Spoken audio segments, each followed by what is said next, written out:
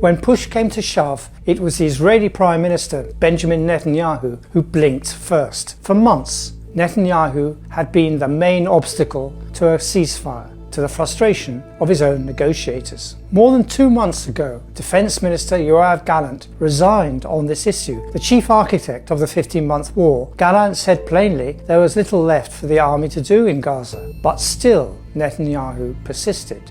Last spring, he rejected a deal signed by Hamas in the presence of CIA Director William Burns in favour of an offensive on Rafah. In the autumn, Netanyahu turned for salvation to the General's Plan, aiming to empty northern Gaza in preparation for resettlement by Israeli settlers. The plan was to starve and bomb the population out of northern Gaza by declaring that anyone who did not leave voluntarily would be considered a terrorist. It was so extreme and so contrary to the international rules of war, it was condemned even by a former defense minister, Moshe Ya'alon, as a war crime and ethnic cleansing. Key to this plan was a corridor forged by a military road and a string of outposts cutting through the centre of the Gaza Strip from the border to the sea. The Netzarim corridor would have effectively reduced the territory's landmass by almost 1/3 and become its new northern border. No Palestinian pushed out of northern Gaza would have been allowed to return.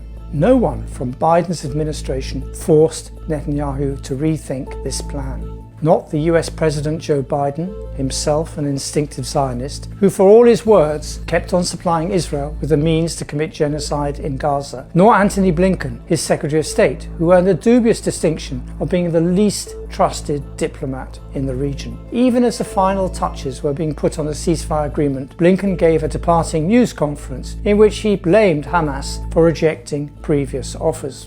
As is par for the course, the opposite was the truth. Even Israeli journalists who covered the negotiations reported that it was Netanyahu who rejected all previous deals and was responsible for the delay in coming to this one. It fell to one short meeting with US President-elect Donald Trump's special Middle East envoy, Steve Witkoff, to call time on Netanyahu's 15th-month war. Both Biden and the incoming Trump claimed responsibility for the breakthrough, but it was the Qataris and Egyptians who hammered out the deal, with Biden covering Netanyahu's back every single time he walked away from it. But it was Trump's no-nonsense approach that pushed this whole wagon over the line. Netanyahu will try to paint this as a victory, or cast maximum doubt on stage 2 of the deal, in which the real meat of the ceasefire and the painful parts of the withdrawal of Israeli troops will now take place. But retreat, plain and simple, is staring him in the face, and it's not been lost on the Israeli commentariat. There's no need to sugarcoat the reality. The emerging ceasefire and the hostage release deal is bad for Israel, but it has no choice but to accept it.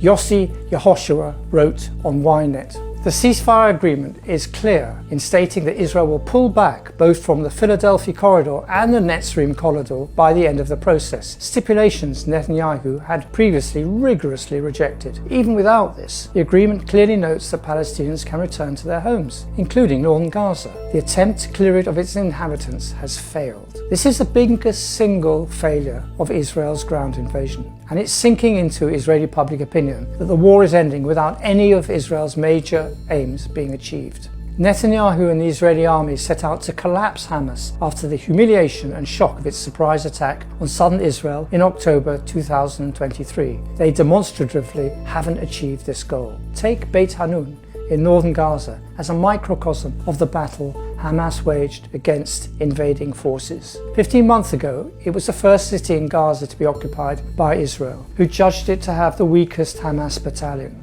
But after wave upon wave of military operations, each of which was supposed to have cleansed the city of Hamas fighters, Beit Hanun turned out to have inflicted one of the heaviest concentrations of Israeli military casualties. Hamas kept on emerging from the rubble to fight back, turning Beit Hanun into a minefield for Israeli soldiers. Since the launch of the most recent military operation in northern Gaza, 55 Israeli officers and soldiers have perished in this sector, 15 of them in Beit Hanun in the past week alone. If any army is bleeding and exhausted today, it is Israel's. The plain military fact of life in Gaza is that 15 months on, Hamas can recruit and regenerate faster than Israel can kill its leaders or its fighters.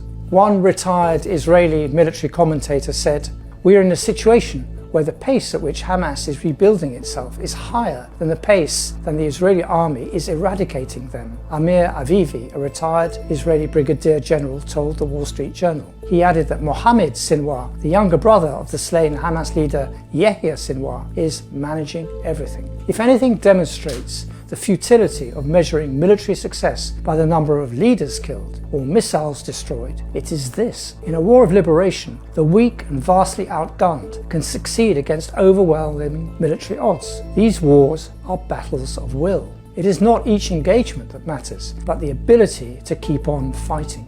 In Gaza, it was the determination of Palestinians to stay on their land, even as it was being reduced to rubble, that proved to be the decisive factor in this war. And this is an astonishing feat, considering the 360 square kilometre territory was entirely cut off from the world, with no allies to back it up to break the siege, no terrain for cover. Neither enforced starvation, nor hypothermia, nor disease, nor brutalization or mass rape at the hands of their invaders could break their will to stay on their land. Never before had Palestinian fighters and civilians shown this level of resistance in the history of the conflict, and it may yet prove to be transformative, because what Israel has lost in its campaign to crush Gaza is incalculable. Israel has lost not only the global south, it has lost the support of a whole generation in the West whose memories do not stretch back as far as Biden's. The point was well made by Jack Lew, the man Biden nominated as his ambassador to Israel a month before the Hamas attack, and who has not uttered a word of criticism about the Gaza war in his tenure. In his departing interview, Lew told the Times of Israel that the public opinion in the US was changing. Lew said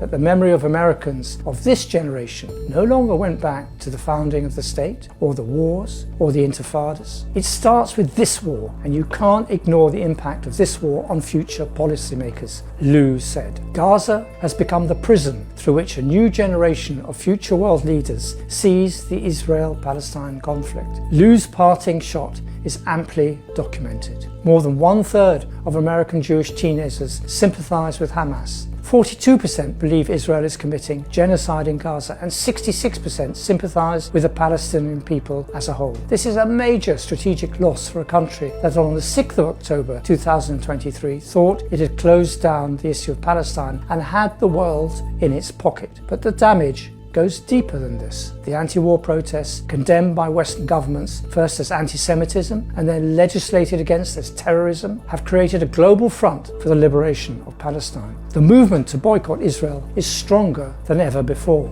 Israel is in the dock of international justice as never before. Not only are there arrest warrants out for Netanyahu and Gallant on war crimes, and a continuing genocide case at the International Court of Justice, but a myriad of other cases are about to flood the courts everywhere where Israeli soldiers travel. The Israeli army recently decided to conceal the identities of all troops who participated in the campaign in Gaza for fear that they could be pursued when traveling abroad. A ceasefire in Gaza is thus not the end of Palestine's nightmare, but the start of Israel's. Regionally, the ceasefire leaves Israeli troops in Gaza, Lebanon, and Syria. It would be delusional to think that Israel has restored the deterrence it lost when Hamas struck on the 7th of October. The 15-month war has set the region aflame, and Israel need not do much for another conflict to break out. Israel's undisguised bid to divide Syria into cantons is provocative to Syrians of all denominations. Its plans to annex areas B and C of the West Bank are an existential threat to Jordan. Annexation will be treated in Amman as an act of war.